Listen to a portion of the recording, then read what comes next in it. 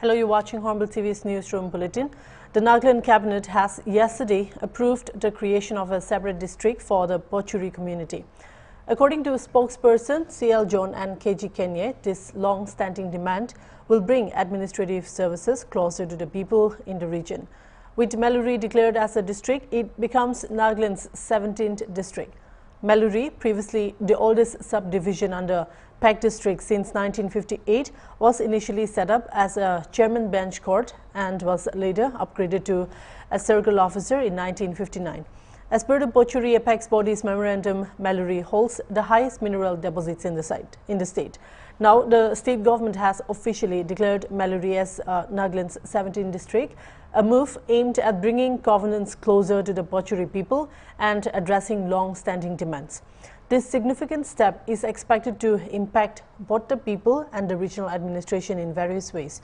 To delve deeper into what this means for Nagaland, I'm joined by our Associate Editor, Al-Nguli, live from the newsroom. Hi, good morning, sir. Thank you for joining me. Hi, Naomi. Good morning. Yes, sir, to start off, could you share us how important this is for MELURI being granted district status? How might this affect the region in terms of governance and infrastructure development and accessibility to essential services? Yeah, I think it's very significant for the Pochuri people because this is, I think, a culmination of many decades of demanding a separate district of their own, Naomi. And of course, there will be arguments that say we have got a lot of demographics and peoples across the state of Nagaland who might be greater in population, and they say they are more deserving of a district other than all these districts being created. We will remember Temini also, and now we have MELURI, and of course we have still what we call the surprise district Chumugidimatu. So in this process of creating new districts for the state, I think there might be people who might have maybe stronger arguments in regard to why certain people or certain demographics would deserve a district. But for the people of the Pochuri community, I think it's relevant for them. Of course, they're one of the smallest communities among the Naga people in Nagaland. But it is relevant to them because when we are talking about the idea of progress and development across the state of Nagaland and its people, then I think it also behoves on the government to include those ones who might not necessarily be considered at par with the other tribes. So it is very significant to them, and as the government has said, the whole idea is to bring development and administrative services right at the doorsteps of the people of MELURI or the Pochuri people.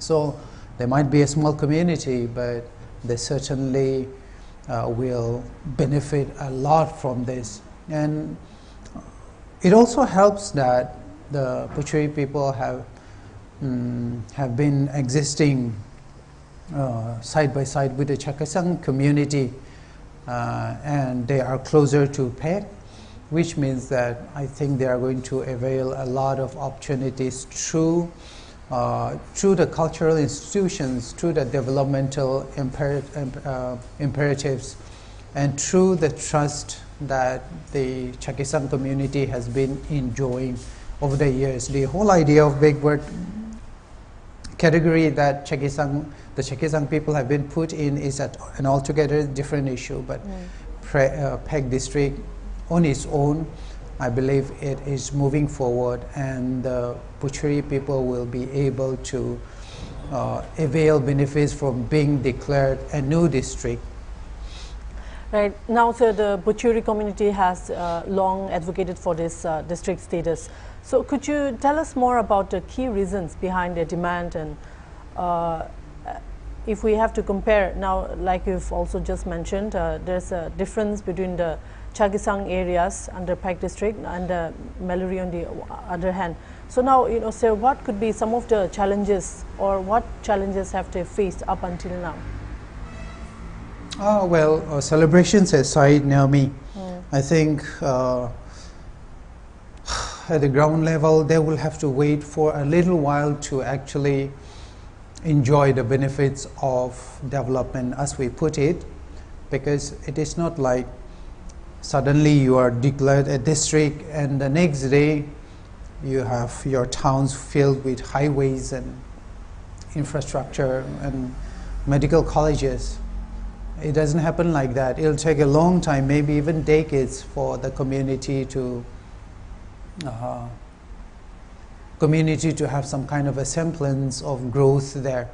Because like I said, this is just an administrative category they have been given. This is not a development capital they have been given. I think we have to make the difference. One of the most damaging misconceptions we have about administrative categorization, such as declaring a certain area subdivision or declaring a certain portion of an administrative unit as a district, doesn't mean that everything happens just like that. It doesn't happen like that. Development doesn't come just like that. Maybe it will take at least 10 years, 15 years to for the community to start seeing some changes. So that is one thing. And second, to your question, the reason why the community has been demanding a separate state of their own, I think in some sense, comparing to the so-called forward and advanced tribes, and compared to the equally the so-called backward tribes, I think the Putchuri people have mostly been outliers, Naomi. They have mostly been somewhat on the fringes of the Naga consciousness. I don't know, this is a funny story, but when we were in school in Woka, in Mount Sinai those days, we used to think, because we have never, during the time we had never traveled outside Woka, we were in school, and most of us, the best that we had seen was Kohima. We've never traveled beyond that. And for a long time we thought that the Putchuri and the Pom were actually Assamese people. For a long time we thought they were not Nagas, we thought they were from Assam. So anyhow, I think the Putchuri people have been outliers. They have been demographic outliers in that sense. They have always been on the fringes of our developmental consciousness. And that is the reason why they could feel that they are not availing much of the infrastructural, developmental, administrative, and even educational capital that they could have enjoyed, just as the way the other tribes and communities across Nagaland were enjoying. So they felt that they were too much on the fringes, and I believe that was the reason why they felt that we need to have an administrative identity of our own. And they have been demanding this for a long time. And I've been observing conversations after the Putchuri people were given a district. And some of them say, what about Bhandari in Woka district? Or what about Tobu in Mon district? What about Aboy? And there are a lot of communities in Nagaland that have a feeling that they have been overlooked. And there are a lot of them also who demand an administrative identity of their own. But I think the dynamics here are different. Here it's not so much about who is deserving more or who doesn't deserve. There are a lot of political considerations here, first thing. And there are also a lot of what you call the economic dynamics. So I think in places like Mon district, they have got a lot of coal deposits. And then towards the Peg areas, MELURI areas, I don't know. I was reading earlier in this regard to the mineral wealth that this particular area has. So I read that there were a lot of Pritonites, limestone, and even gold in the Peck and MELURI areas. I don't know how far this is true, but I read about a research paper that was online. So I think it must behoove the government of Nagaland to actually look at people, not necessarily in terms of population. The Puchuri people, I think they have about 20 to 30,000 people right now, and they're one of the smallest tribes in Nagaland. And I read Aboi was somewhere in the region of about 4,000. I don't know how accurate this is, because every data that we have are all from data census to 2011. So we don't know how accurate it is, but I think we can have a fairly approximate number of the people of this demographics that we have in Nagaland who have been given a district status, or those who have not been given that identity. So there are people who say, let's say Bandari, we have got about 6,000 people or so, and on the other side we have the smallest tribe, one of the smallest tribes among the Naga people, the Puchuri people. They have about 22 or 30,000 in that range. So it's not so much a single set of criteria that you have to fulfill. There are a lot of political dynamics also. There are a lot of developmental dynamics involved. And there is a lot of calculations that have to be taken into account before they are given an identity of their own as an administrative unit, NAMI. So business considerations will be there. MELURI is near Myanmar border. So now with the government of India looking towards the east with their previously Look East policy, and now presently the Act East policy. So I think there will be a lot of developmental trust in that area towards Myanmar with the government's Act East policy. So I believe that will also be one of the considerations that the government took in for them to declare a separate district for the Puchuri people, Nami. Now, sir, given the recent demands from other regions such as Chaluki as well, Mangulemba, Pandari, and also Tobu area, like you have mentioned earlier, and more, do you foresee more districts being created in Nagaland to meet the demands of other areas? I don't know, Naomi, because this whole district thing is, I mean, come on, we are not the Americans, we are not like the United States, where a lot of check and balances are there. And a lot of economic considerations go in, not in regard to populations. For example, the counties, let's say the counties in the south in the United States, Arizona, let's say Texas. When they talk of counties, they are not necessarily, county is an administrative unit. County, here we have districts. Here we have subdivisions. There in the United States, they have provinces. They have counties. So when you want to declare a place, let's say an SDO division in the United States, they won't look at how many members do you Ao people and Sema people or Lotha people have there. You don't look at a population. You don't look at how many of you are graduates.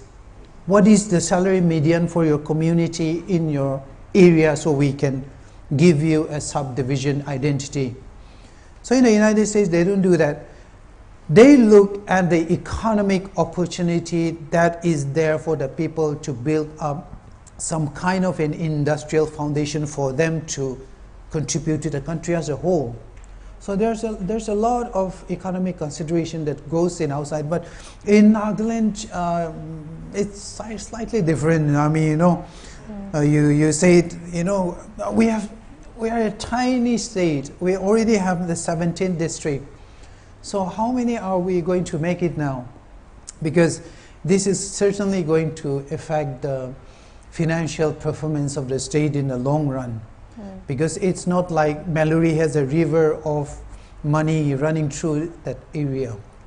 It's not like these people will suddenly, because now they have been given a district identity, Suddenly banks will start coming up. 2007, the state outlay was about 1,700 crores.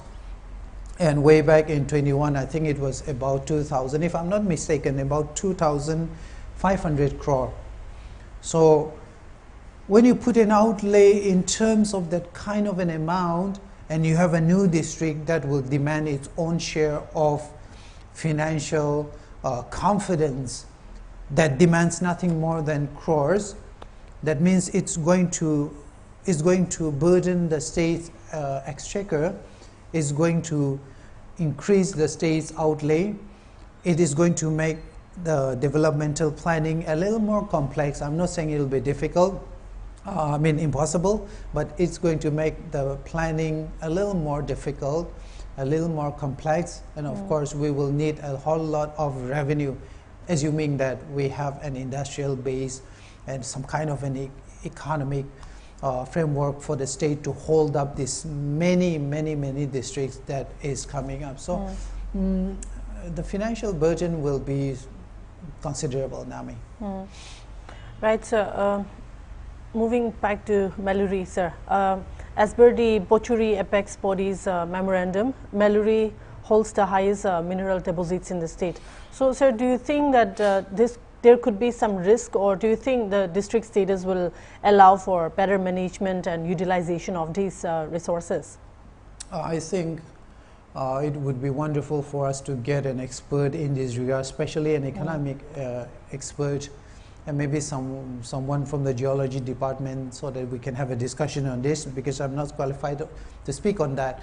But I think we are very clear, and as I said earlier, I've been reading reports that shows that MELURI in the PEG area seem to be quite abundant in natural mineral resources.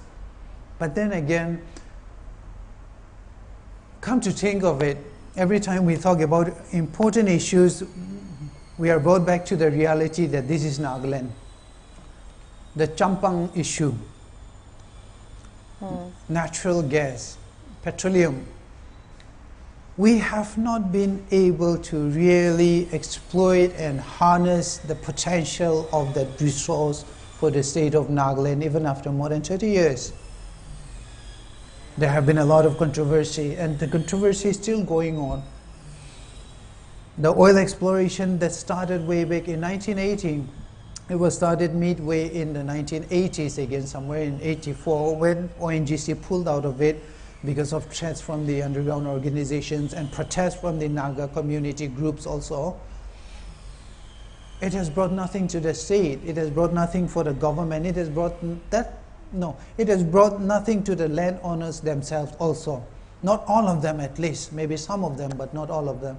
So there are a lot of policy complexities involved in this. Today MELURI is a district, and now the community organizations and leadership of the MELURI people are saying we have a lot of minerals. We can use it. We can use it to develop this region, this new district. But then again, based on that, maybe it might have been one of the considerations for the state of Nagaland, for the government of Nagaland, to give them the category of their own. But it still wouldn't be proper for us to say that the mineral deposits, and especially gold, if it is true that there is gold in PEG district. If it is true at all, then even if so, it is not something that we can harness just overnight. It's going to take decades, policies, planning, surveys, studies, and you are going to go into who is going to get the fruits of this, who is going to benefit from this. How much will the state be getting? How much will the people be getting? Who will be in charge of this? Who will be the oversight for these minerals and the wealth and the developmental capital that will come out from the minerals they have there in MELURI district now? So, for the district for the people, for the Bochuri people. So, a lot of stuff involved, Nami. We can't say much, but I would, like I said, I would love to have experts coming in here and talking about it. Right, sir. Now, lastly, sir, how do you think this decision will impact the state politically? Do you think that it might strengthen local representation for the Pochuri people? Yeah, definitely, definitely. Of course, I think that is one of the main reasons why the MELURI or the Pochuri people decided that they needed to have a district of their own. And obviously we have a new district. Very soon they will have to extend the Nagaland Legislative Assembly building there. And we have got a lot of new districts now. They are going to increase representation there, which means that the people have someone representing them who actually understand their problems, their issues. I'm not saying the politicians will help them out there. You know how politics is over the past, I don't know, 5,000 years. No, I'm not saying they're going to suddenly turn the Pochuri people